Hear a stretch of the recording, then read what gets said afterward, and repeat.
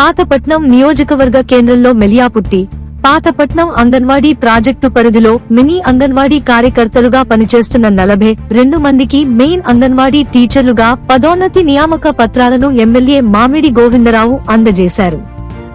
నీలమణి దుర్గా అమ్మవారి ఆలయం సమీపంలోని శ్రీనివాస కళ్యాణ మండపంలో నిర్వహించిన కార్యక్రమంలో ఎమ్మెల్యే మాట్లాడుతూ నియామక పత్రాలను అందజేయడం ఎంతో ఆనందంగా ఉందన్నారు.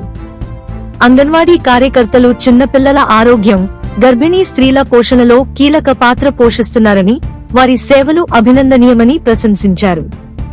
మారుతున్న కాలానికి అనుగుణంగా సాంకేతికతను అందిపుచ్చుకుని ప్రజలకు మరింత మెరుగైన సేవలు అందించాలని కార్యకర్తలను కోరారు.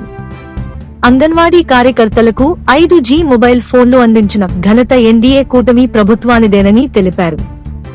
గతంలో అంగన్వాడీ కార్యకర్తల సంక్షేమానికి ఎన్నో పథకాలు అమలు చేసిన ఘనత గౌరవనీయులు చంద్రబాబు నాయుడుకే చెందుతుందని అన్నారు. భవిష్యత్తులో కూడా అంగన్వాడీ కార్యకర్తల సంక్షేమానికి తమ పూర్తి మద్దతు కొనసాగుతుందని ఎమ్మెల్యే హామీ ఇచ్చారు.